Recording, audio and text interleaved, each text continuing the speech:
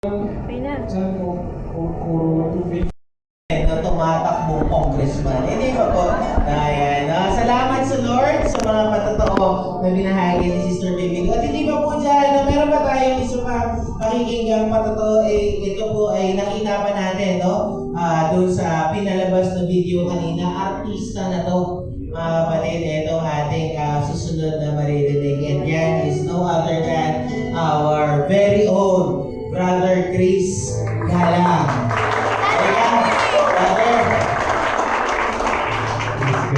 Ako si Brother Isigalan po.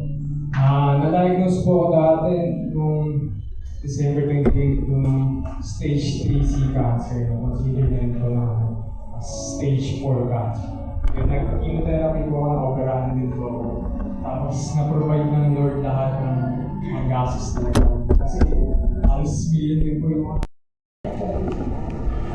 To God be the glory! Pinapayaran na ng ating Panginoon. Sino ba yung nabata? Sa mga tao ni Sister Baby ko? Na free na? Hindi na yun! Ang uwi namin isang supot na gawat na rin. Amen. At ito natapos yung siksaya ko. Hallelujah, praise the Lord. Ang dahil sa pag-ibig sa akin, nakawakaw niyo akong minadala sa kanan ng ating Diyos sa buhay. Ang God be the glory, second Lord, gumawa ka ng way kung ano gagawin mo. Glory, glory to God. Wala sa pera. Mamaya i-edit ko. Ang napakaganda.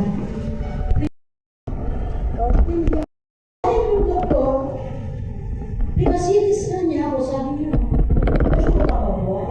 Kasi matigas ako. And then nag-share siya. Don't watch, hindi ko pinapansin. Yung words na, sinare na, don't watch. Sabi niya, sis, makinig ka dito. Hindi niya alam na may gano'n akong suffering. Itong Brother Martin na ito, kapatid ni Pastor John Balkin, na naging nakasama namin. Siguro nung mag-downwatch na ako, September, gano'n. Pero nagaya nung na-opera ko, May. Nung pumunta kami, yun na-opera na ako, hanggat yun, nakikinig na ako. Eh, ang pastor pala dito, nakakatakot. Lagi ako natatamaan. Wala, ako yun. Ako yun. Ako yun. Pero hindi ako naglupay-pay, hindi ako sige, patuloy pa rin. Hindi ko alam. Kulang ako sa sa pag-ano ng itong cellphone na ito. Ano yung gagawin ko? Pinalo ko. Ayun na! Tuwing umaga, tumutulog na, nandiyan na. Ayun na naman. Pagkakatakas niya, pati na. Mga ganun ako. Ang gatnong talagang hinukulang ng Panginoon. Ako na mismo ang naganap ng Don't Watch, Don't Do It. Ang ano ko pa sa Facebook noon, Bates Loop, ay nahak yung cellphone mo. Hindi ko na magkamahanap si Dora. Hanggat, may pinapanood ako, wala na, hindi ko na ayun, glory, glory, glory to God. Sa pakikinig ko, araw-araw, ginigising niya ako. Alam niyo po talaga, hindi ako nagigising ng ganyang oras, pero ito iba. Hindi mo makakaligtahan dahil alas 1:35 pa lang, 4:30 pa lang, atag ka nang makikita mo minsan late. Minsan nauuna sa alas 5. Pero glory, glory to God. Ito pa lang gagamitin ng Lord sa akin para umilit sa aking pananampalataya dahil ako'y naglulupay-pay na. Sumalit dahil sa kabaitan ng ating Diyos na buhay at ang Diyos ay gagawin na ito.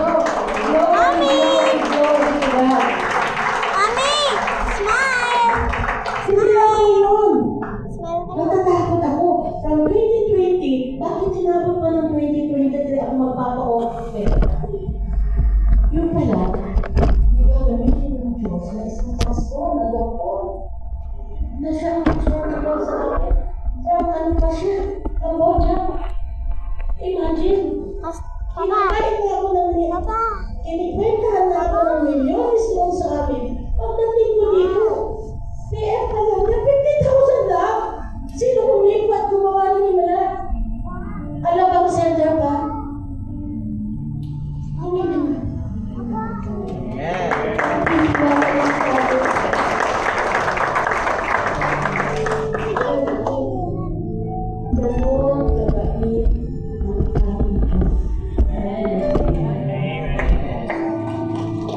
Alam niyo po, ano na yan po kami? Kaya ang husband. Lalabas July, akala ko, okay na. Ito pa naman itong klase. Gusto niya stress. Hindi na. Nakaisip mo, hindi na ako mabubuti. Imagine, 2 months lang na pinakita ng Lord na ang faith ko talaga magbubuntis. Nagbuntis po ako. At yun po ang ebidensya. Isang babae. Hindi lamang yun. Pinadaw ako. O pera. Nandaw ako. Yung brother ko, puno daw ng stone. Pero hindi. Hindi ako nagpa-opera dahil sa faith ko, up to now. Nawala yung mga stone na yan.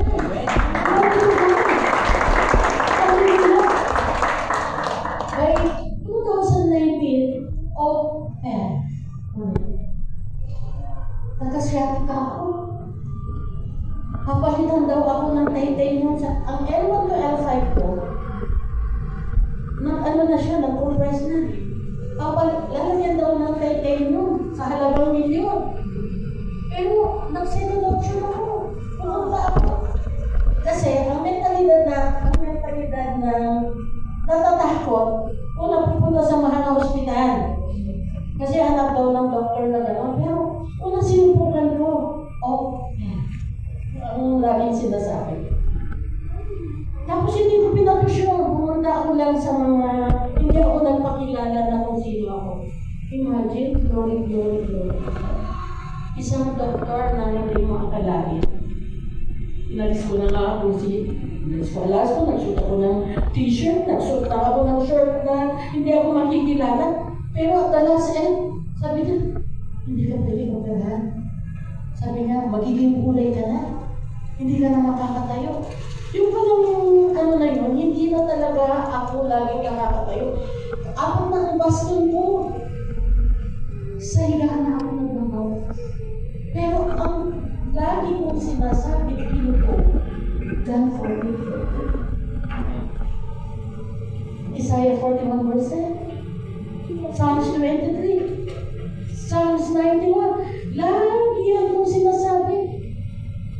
Kung wala ka talaga sa pananampalataya, wala kang takot sa iyo. Hindi mo mamanifest yung mga words na yun. Pero, hindi, nanakot ako sa kabaitan, sa pagmamahal ng Diyos nito. Hindi siya natutulog. Hindi siya Kung gusto makatakot, at sa tulong ng mga kapatiran na nananalangin sa akin. Na-diagnose din po ako ng noon pa na hindi na raw ako pwedeng manganak dahil alisin ang bugalit ko.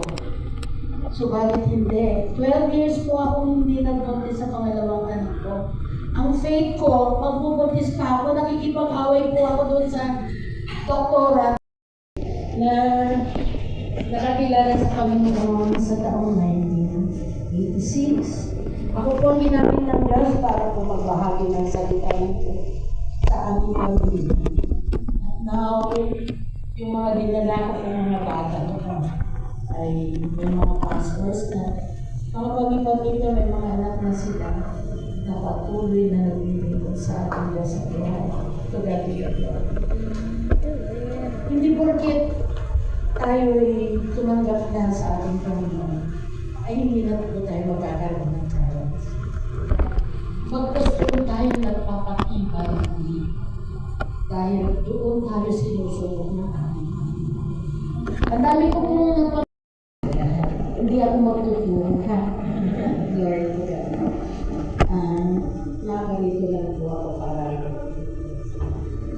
magbalik pa po sa ating Diyos na buwan ng Yesu Cristo.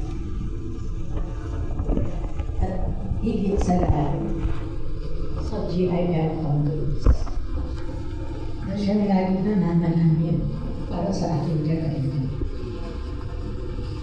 Maraming salamat sa Diyos dahil dinala niya ako muli sa ganitong sitwasyon na babahagi maraming salamat sa harapan.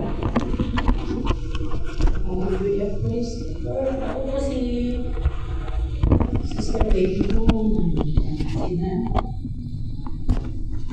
Ay, sobrang vlog.